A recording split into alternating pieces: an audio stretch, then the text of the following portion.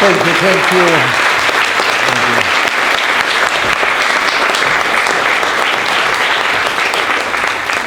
Thank you for inviting me here.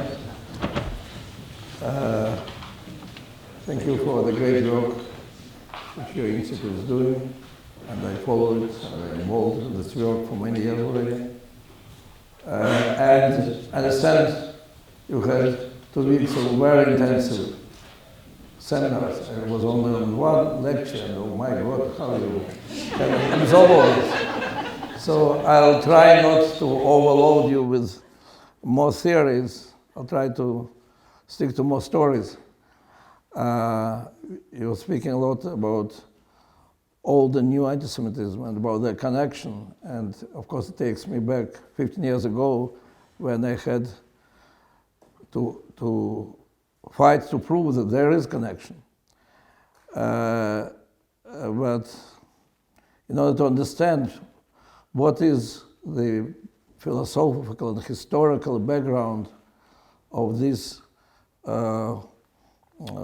growth of new and old anti-Semitism and their interconnection, I want also to take you even further back to the Soviet Union, where these things were very clear, the connection between these two things. All my theory I'll put from the beginning. I'll say only one axiom, my own, which all my books are about it. I do believe that all the people in the world, every person in the world, has 2 basic desires. Desire to be free and desire to belong. Desire to be free, meaning that, as my 4-year-old daughter, when she was 4 years, told me, Father, you will not tell me what to do. And I wanted to be angry, but then I thought, but isn't it what I was saying all the time to KGB and to everybody? So it's the nature of the world. Nobody will tell me what to think for sure. And also desirable not to tell me what to do. So that's instinctive desire of the person to have respect to yourself, to rely on your independent thought. But no less important is desire to belong to something bigger than your own physical life. It can be community of faith, it can be national community, it can be professional community, but the people with whom you feel very strong that they are part of your life, they are a very important part of your life, and in fact, your life has special meaning, different from your own physical survival, because of your belonging to this group. And it seems that they are almost opposite desire. One, to be part of the group, the other is to be individual. But they are deeply connected. And in order to, I discovered their connection in the Soviet Union. I was really very lucky, because in the Soviet Union it was like ideal experiment. I was deprived of both. I had no identity and no freedom. And they discovered them both, and they discovered connection between them. So what I mean that I was deprived of both? Yeah, I was born in 1948 in the city of Donetsk, then it was called Stalino. Today everybody knows this name because it is the center of the war between Russia and Ukraine. In those days nobody could ever imagine that there can be a war between Russia and Ukraine. If then in my childhood somebody will say to me, guess, the next war here will be or between Russia and Ukraine or between the inhabitants of Earth and the inhabitants of Venice. I would say, of course, between the Earth and Venice, because it was simply impossible to imagine that this great unity of Russian and Ukrainian people forever could change. But what is important, I lived in absolutely without anything Jewish in my life. There was a lot of Jews in Donetsk, but we had no language and no place where you can learn it. We had no religion and no place where you can learn about it. We had no tradition. The words like Purim or Hanukkah did not exist in our lives. The words bar mitzvah, brit milah didn't exist. The word didn't exist in our life. So there was nothing Jewish. But there was one Jewish thing. It was anti-Semitism. Anti-Semitism was in abundance. Anti-Semitism in the streets, prejudices, and what is more important, not official, but in fact very official state anti-Semitism. All the discussions at home that because you're Jewish, you cannot have this career, you cannot go to this university, and so on and so on.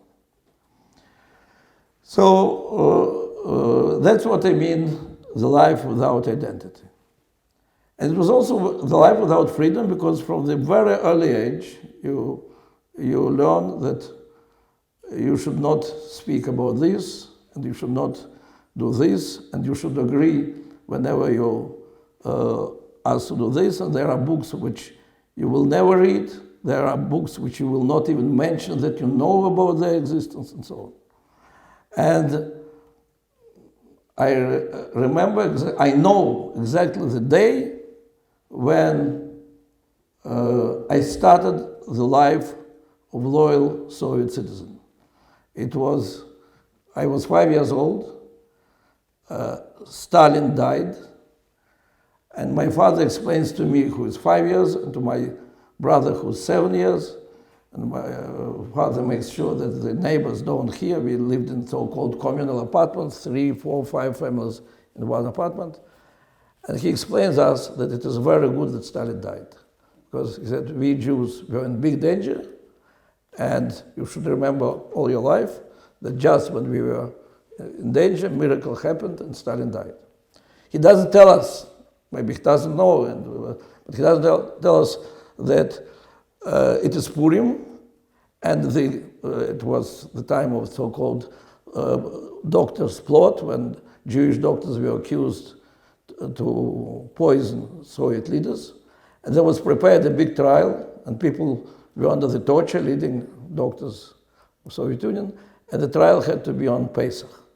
That was a good time for inviting anti-Semitic feelings.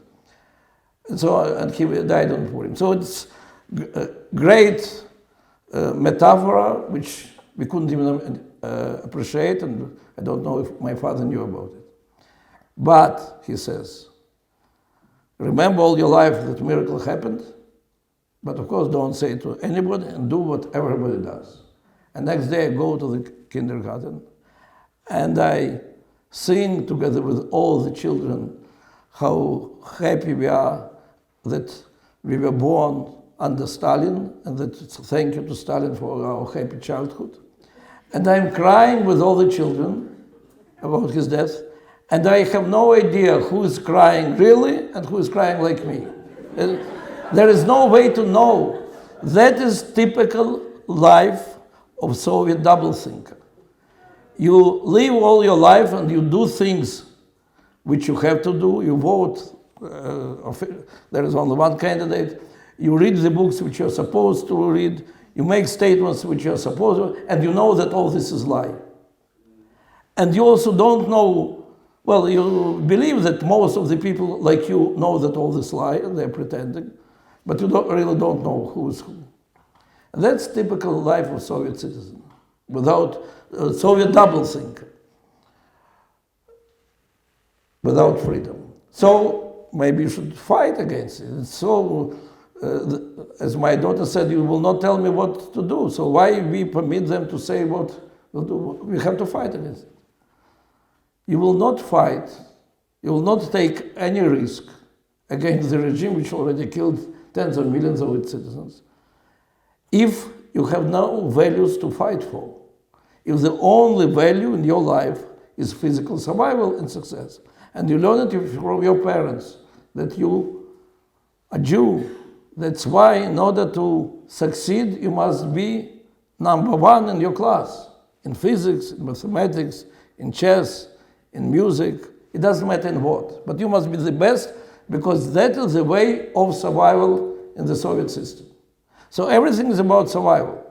To be Jewish, it doesn't mean anything good, anything positive. It's simply like a disease. You have such a disease, you're born with this disease, You have to learn how to live with this disease. And the medicine is your professional success. So that's life without freedom and identity.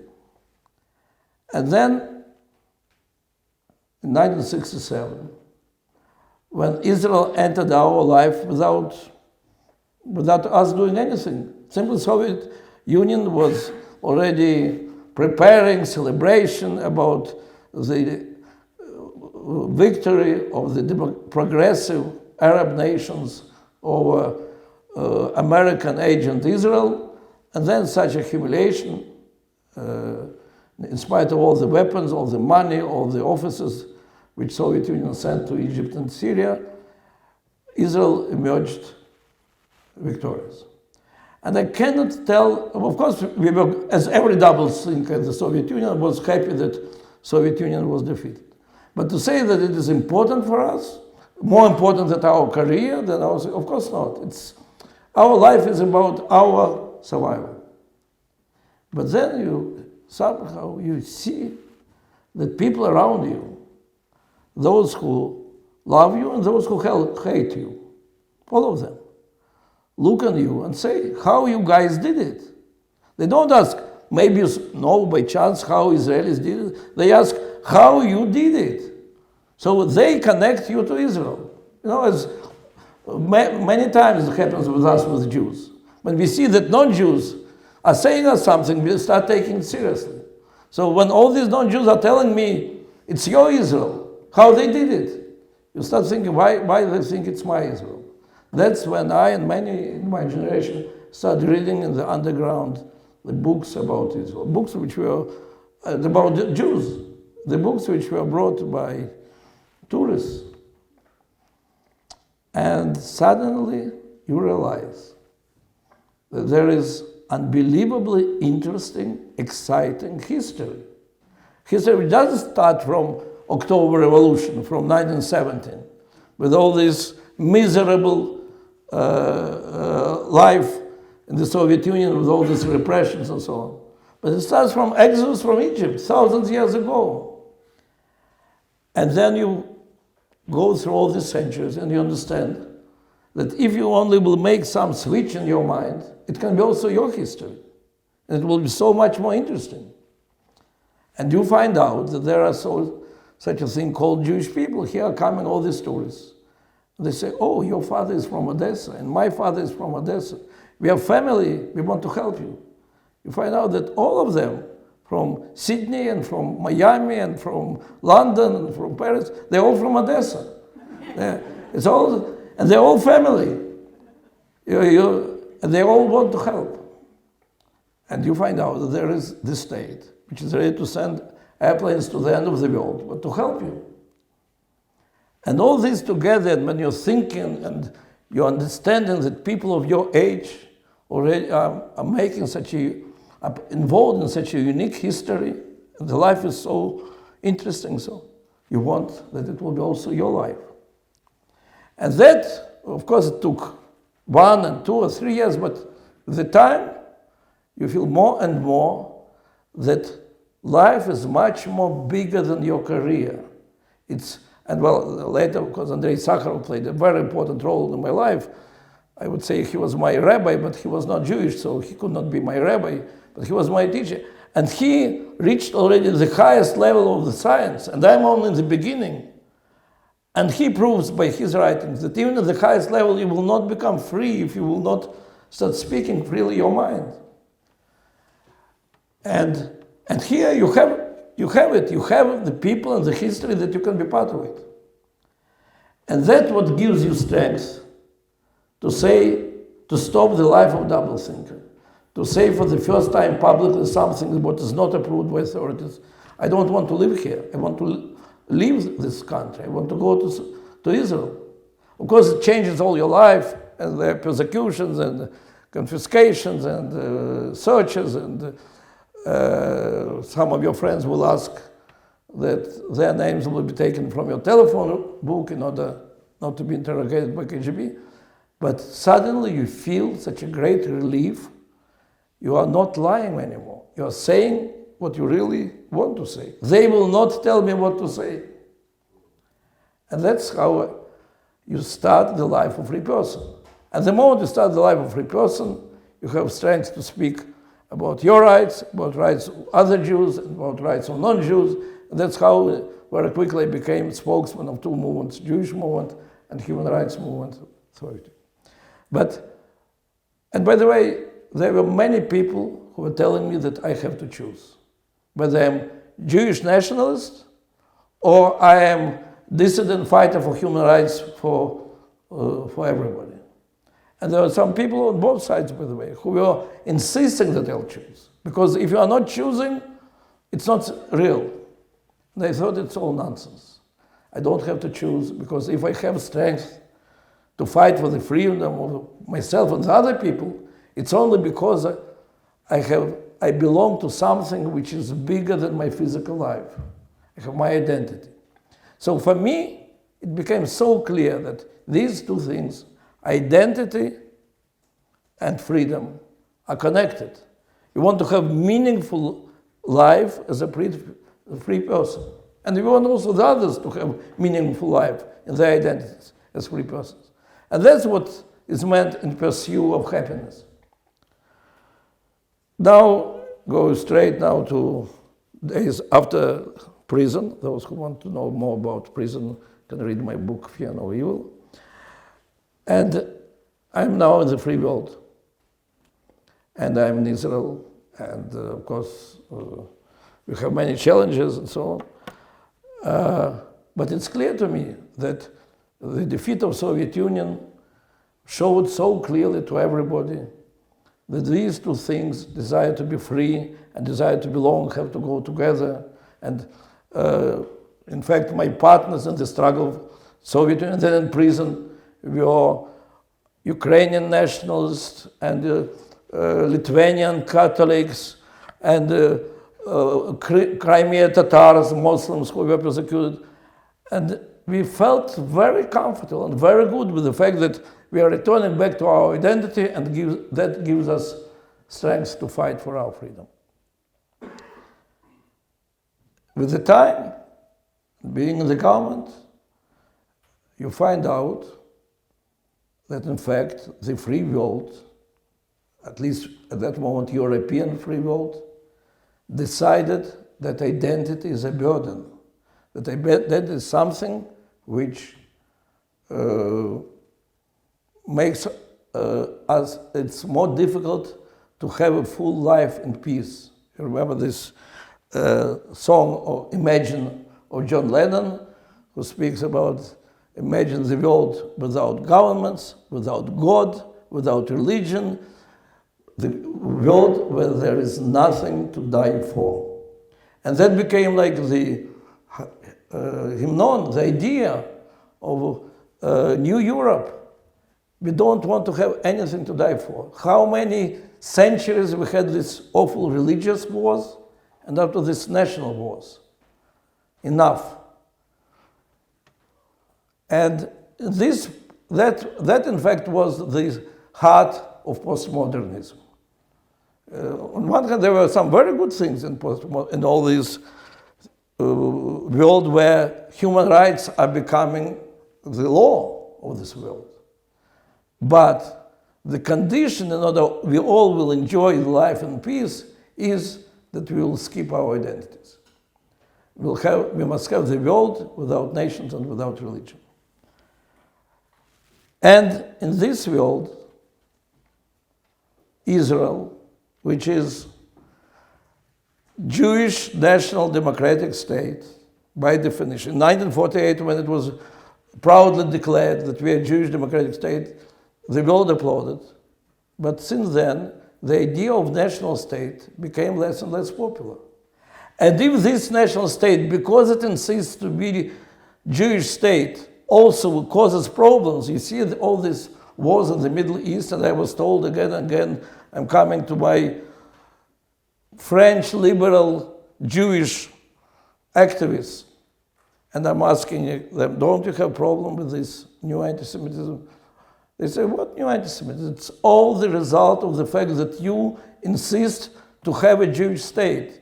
We don't need French state. We want to be part of Europe. And you insist to have a Jewish state? And that's why you have these wars, and these wars are coming to us with Muslim terrorism. Who needs? The idea of national state became non-popular. So something which was like natural base of free world in the beginning of 20th century. In the middle of 20th century, the idea of national democratic state became less and less popular. And especially when it brings us wars. Who needs these wars? That was the idea. And here, and this very naive and one can say romantic idea of having free democratic world without identities, but in fact means world which, if there is nothing to die for, you cannot defend your freedom and democracy. But this happened to be a great present to those who really hate us and who are real anti-Semites and anti-Israel and so on, and those who are fighting against us. And just in the beginning of this century, when they started the so-called Second Intifada, and I'm in the government, these very difficult times, and we have suicide bombers practically on every corner of Jerusalem. You remember there were months when 50, 61 months, 130 people were killed by suicide bombers in the center of Jerusalem and Tel Aviv. And we have to fight it, and we have to plan, and at the end we have to decide to send army to Jenin and to Bethlehem, to the heart of the terrorist activity. And it is natural that our enemies are using all types of anti-Semitic materials against us. And suddenly you see that our friends, our colleagues, our believers in freedom from free world, from Europe, but then it came step by step to some universities in America, they are saying, in fact, the same things. And that's when I started speaking about anti-Semitism of some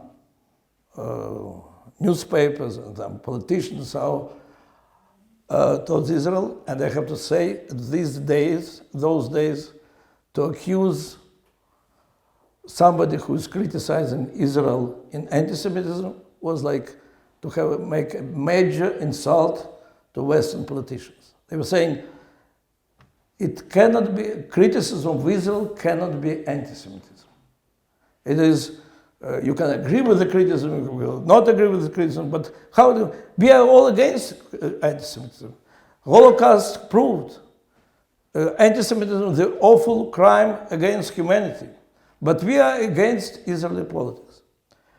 And then that's when I came, after a lot of thinking, with the formula 3D, which I understand was used in this seminar many times. The idea was that we have to look. First of all, I do agree that there should be free criticism or political disagreement with any country, and definitely also with Israel.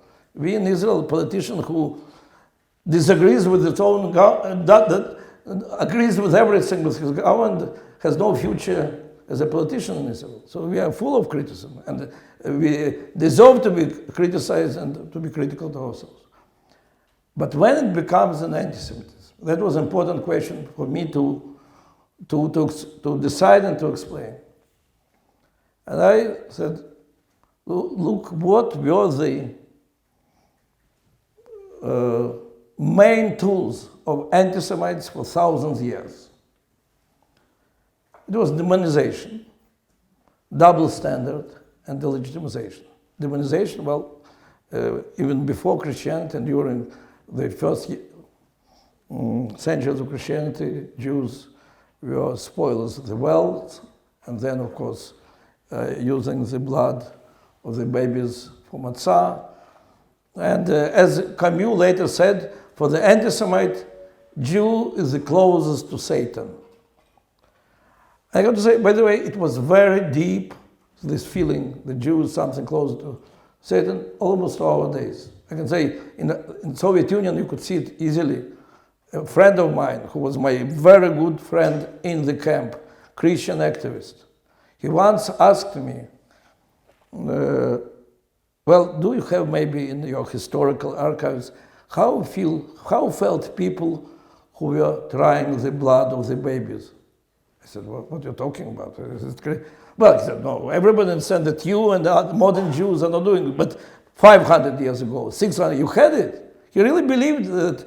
He said, I know in Siberia, well, in the time of the war, there were many families who had to be evacuated to Siberia, and some of them went to the God-forsaken places where there were people, and I know the case when one family welcomed those who came, shared with them their house, and when they heard that they are Jews, they almost fell. They couldn't believe, because they said, but they started looking if they have a tail. Because, well, these peasants, they never saw Jews, but they did believe somewhere that it's kind of messengers of Satan.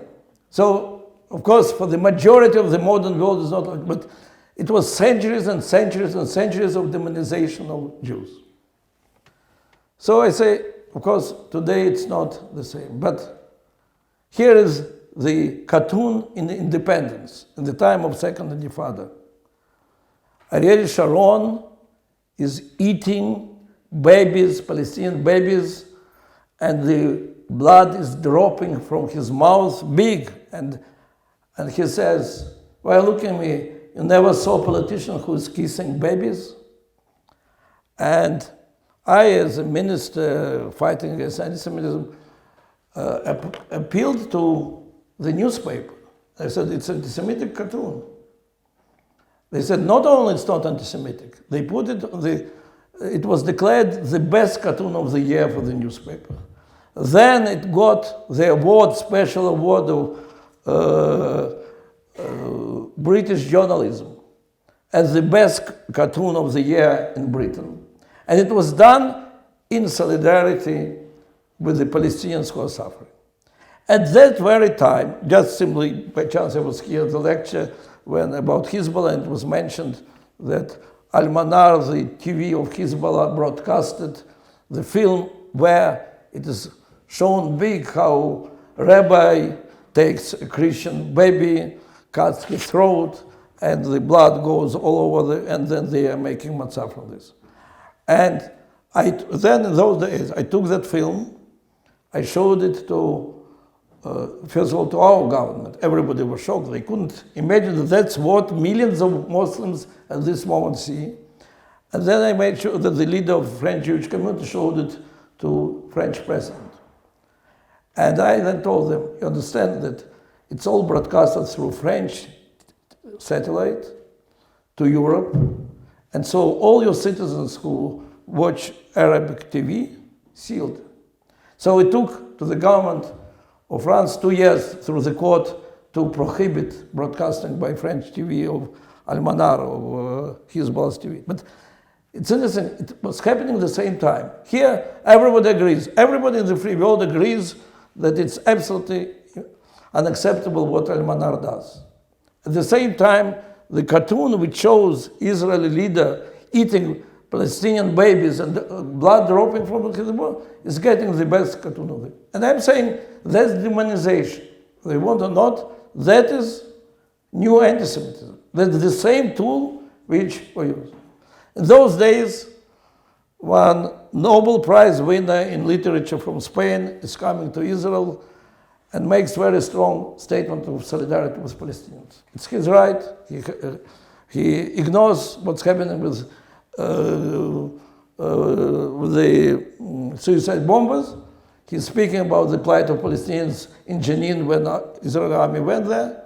You know, I disagree with him, but it's absolutely his right. But he says, I was in Palestinian refugee camp. That's Auschwitz of today. I have to say, I was many times at Palestinian camps. And I think it is the right thing to discuss why the fifth generation of Palestinians live in refugee camps. And we can debate who has to be blamed, Palestinian leadership, Israel, or both. It's debatable. But to say that it has something reminding Auschwitz, well, those who were not in Auschwitz could go and see. I was there, well, my daughters were there. It's very important, in spite of the fact that we know all this, it's important to see once in a while. And so that is demonization, because that is no less absurd than all the other accusations against Jews. Again, though it was a little bit later, Israel, there was an earthquake in Haiti, and Israel was the first to come there. Because we are trained for this type of things, and we are the first who come to Turkey, to Haiti, to Ceylon, and so on, and trying to help. And I happened to be in America, and I was pleasantly surprised. On CNN was a big program.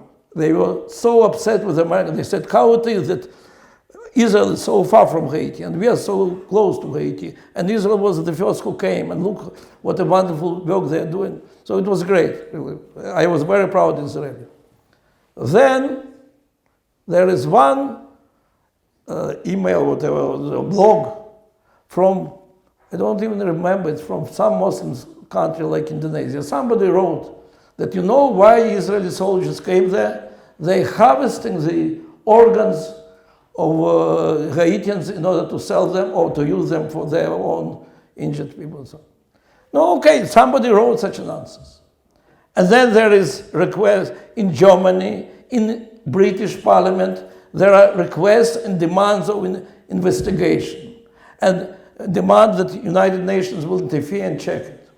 That is blood libel of today. And it comes from nowhere. It's as justified as the book about the elders of Zion. So you know, the Russian secret police created such a book without any proof. Here also.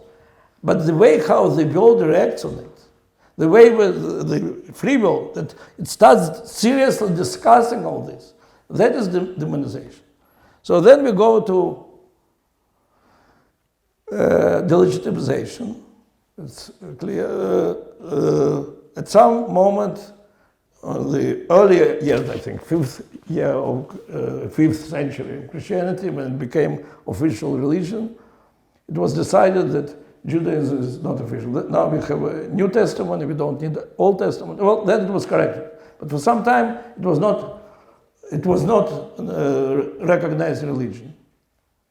Later, when it became a national question, Stalin wrote a big article that Jews are not a religion, not a nation. Again, we had 150 nations in Soviet Union.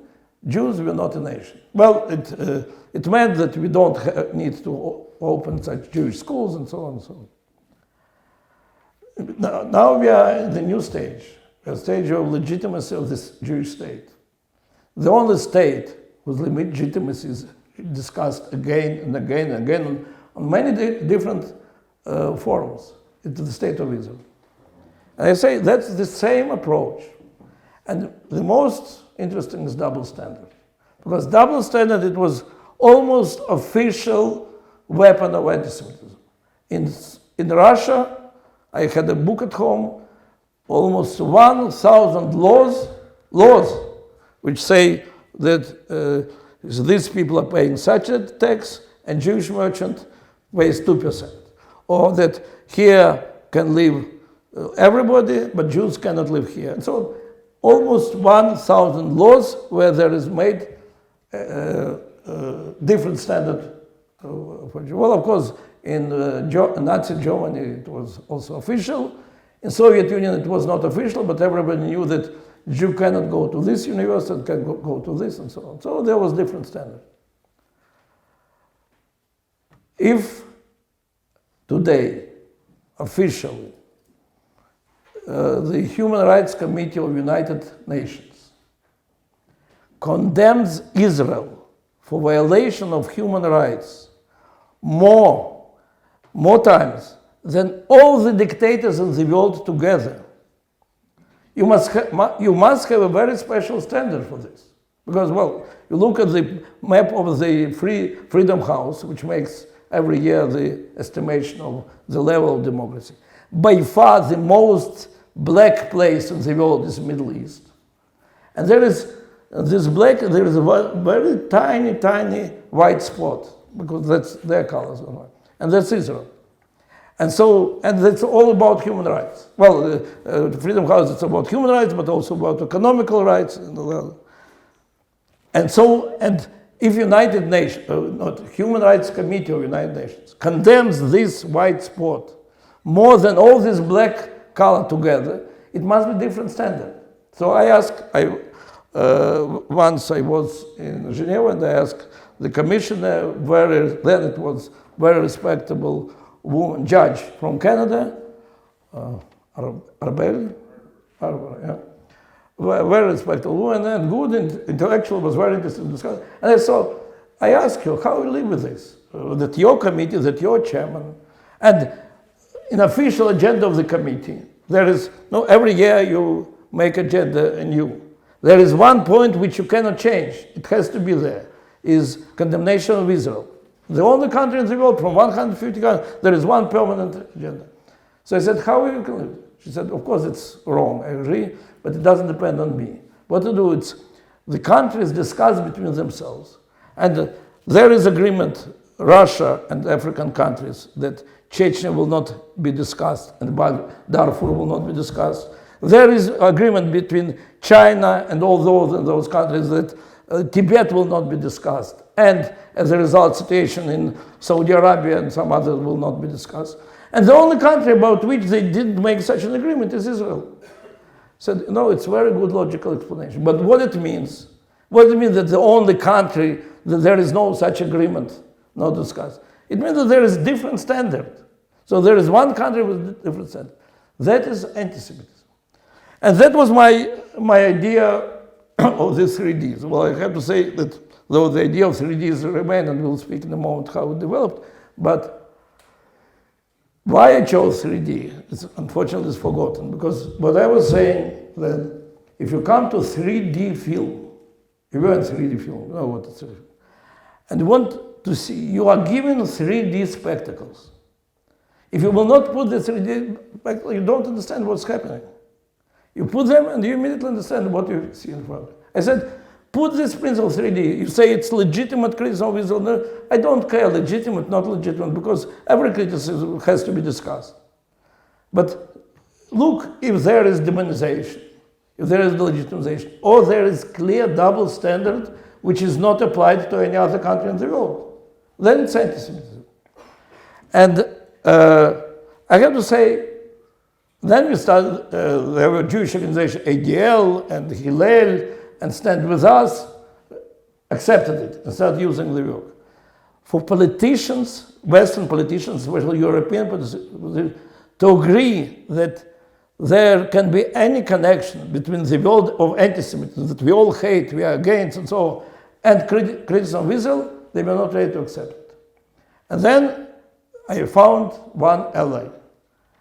And this was unexpected. Joschka Fischer. Joschka Fischer was the foreign minister of Germany in those years. By his origin, he was anarchist, almost terrorist. You remember this gang of Bader and Meinhof? It was his friends. He started together with them. Well, he stopped. That's why he was not arrested, but he was interrogated. And at some moment, he understood that it goes too far. He said to me later that it was at the moment of Entebbe when his compatriots, members of this group, together with Arab terrorists, hijacked the airplane and made selection of Jews. And he stopped, and then he became the activist, Green activist, and the head of Green Party. And at some moment, Green Party became part of the Social Democratic Coalition, and he became foreign minister. And he tells that, well, of course, he was very much to the left from my views, and so on, but at some moment he was in Israel, he was jogging in the morning in Tel Aviv, and he passed near Delphinarium. And a few hours after this, in this Delphinarium came school children, but they graduated from school all the night. It's like bar for youth. and there was suicide bomber, and 22 of them were killed. And it was an awful tragedy, and I spent a lot of time with the families of this. But it was interesting that, and he said, the German leader, has to do everything that that there will be no support and no sympathy in our world to this new anti-Semitism. And when I came with my 3Ds, and I have to say, politicians in Europe were not ready to agree that any type of criticism of Israel can be called anti-Semitism. But this Committee on Security and Cooperation in Europe, in fact, Helsinki conference, which was continuation of what we started many years ago, it finally had its meetings on anti-Semitism. Anti-Semitism then meant only one thing: denial of Holocaust. In fact, on the base of fighting against denial of Holocaust, started meeting these conferences. And he said, I wanted the second conference in Berlin. And in Berlin, he gave me an opportunity to speak and to present all my theory of 3Ds in details with all the last examples, and here that, yes, Europe also is involved in the new anti-Semitism. And then he said that it has to be put in the declaration. And I have to say that there was big debate. In the end, I want simply to read you. No, I thought I left it here. Okay, that was. I'll quote from my memory. In the end, they agreed to put there that many delegations expressed the opinion that some forms of criticism of Israel can become anti-Semitic. At the same time, it must be clear that criticism of policy of any country is not anti-Semitic by itself. So you can see how weak it is, how afraid they say it. Nevertheless, for the first time it was said that some criticism of Israel also can become anti-Semitic. So then I went to America. There it's already easier field. There was hearing in the American Senate, Congress, Congressman Lantos and Congressman Smith passed the resolution that, in fact, was 3Ds. Today, if you know, there is official definition of anti-Semitism by the Commission on Remembering the Holocaust, which became like official European definition, which gives examples when criticism of Israel can be anti-Semitic. In fact, they give example on demonization, and double standard and delegitimization. So we can say now it's already part of accepted thing that some criticism of Israel, or some forms of criticism of Israel, are in fact anti-Semitism. It's still, each time there is a battle, there is struggle. But, and there are some attempts in the American Congress to pass a resolution that you cannot use double standard because that's restriction of the freedom of speech. So, but what's important to remember, we needed these definitions not only to say, guys, you are anti-Semites. No, we needed also to say that there is a lot of room for criticism. We don't want that it will be stopping any criticism. Everything, if somebody comes and says, I really think that Israel has to be blamed for keeping 5 generations of Palestinians in refugee camps. I disagree. I can prove that it is not our blame. But that's political disagreement. Nobody should stop it. And we always should remember that after all, the initial ideas of postmodernism, there is a lot of noble things there. And we have to give as much room to freedom of speech as possible. Now, but it must be clear that today we have, and on every American campus, it's growing battle practically every week. There is another attempt to pass a resolution that Israel is an apartheid state, and another attempt to demonize Israeli leaders, and of course the double standard which is applied in the discussions towards Israeli army is never applied to American army or to British army or to any other army. So at least we have a tool to fight. Now, as a result of the fact that this postmodern denial of identities went very far, there is counter-reaction. And there is now new nationalism which is coming on this stage. If 20 years ago there was only one right-wing nationalist party in Europe, it was Le Pen's party, which was saying that we want our national pride back. And of course they went to the extreme and they were anti-liberal in many things. Today there are at least 15 parties in Europe. And some of them are very influential. And some of them are in power, sharing the power in Hungary and Austria. Again, they start from absolutely justified thing. If there is one extreme which is denying identity for the sake of freedom, then there is reaction, which is denying liberty for the sake of nationalism. And we should not go to one extreme, we should not go to the other extreme. We should look for the way how liberalism and nationalism can go together. But what's interesting, these postmodern extremists, I would say, they were insisting that they love Jews, but they hate Israel.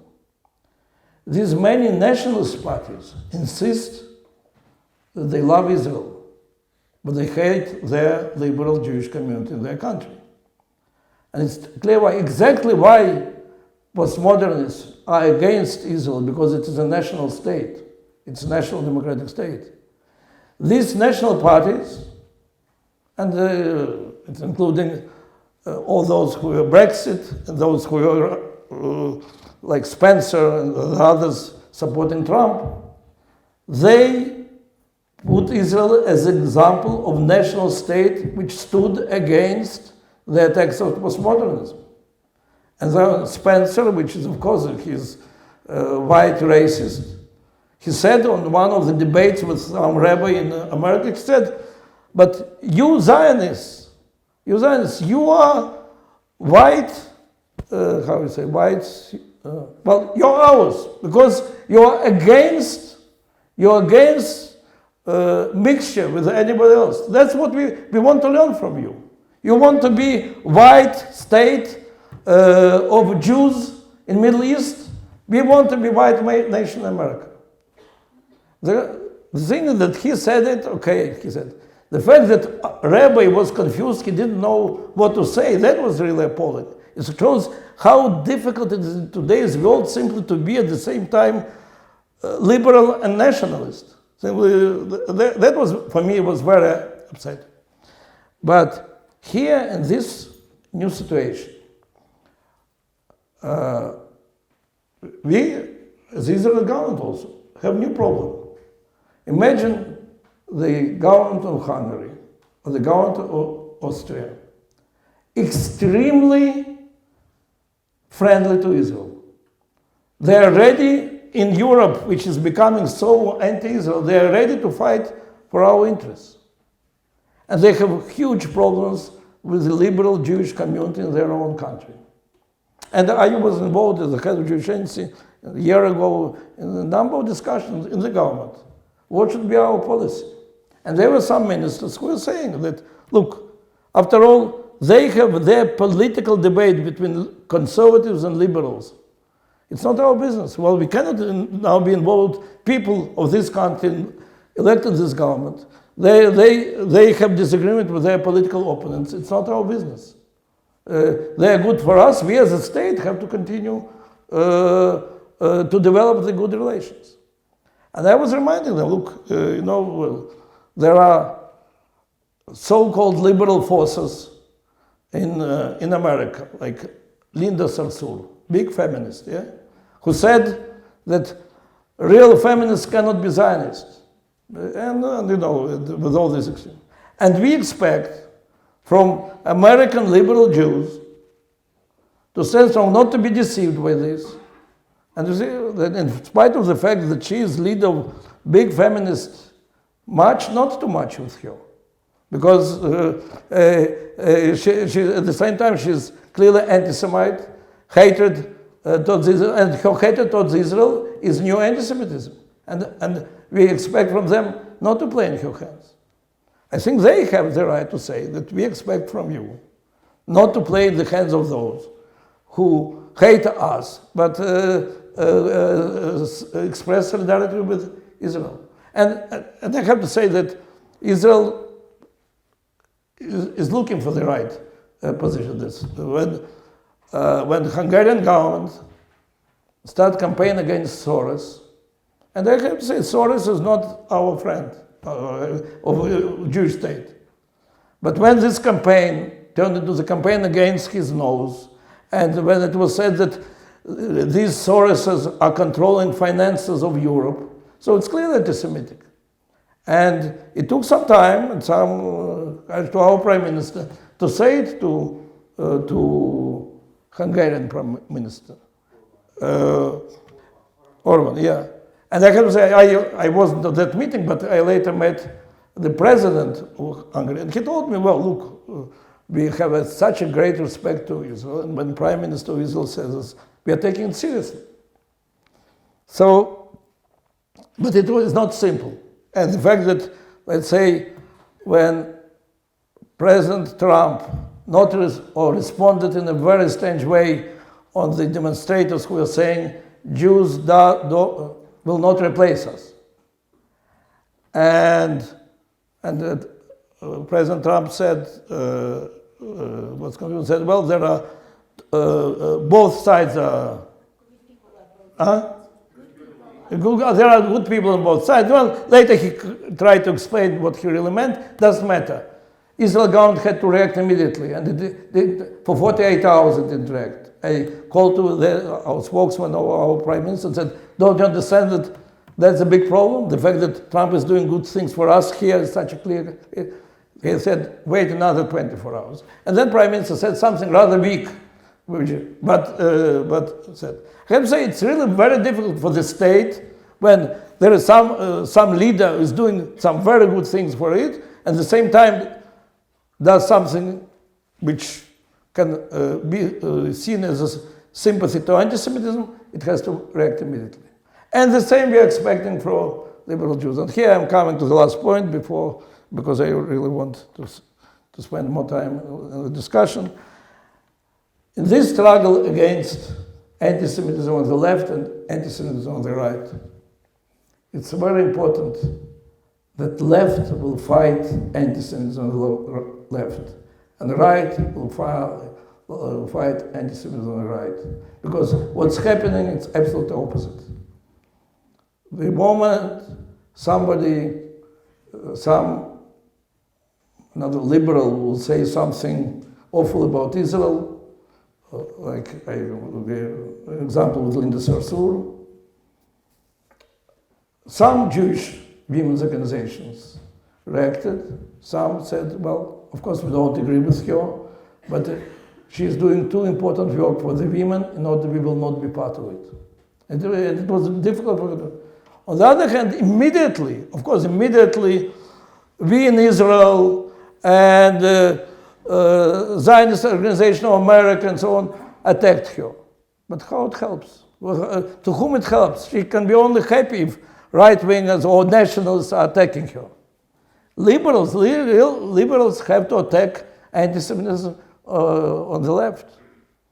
On the other hand, as I gave example with Orban, when there is always some statements coming from American administration, if there is any demonstration of anti-Semitism on the right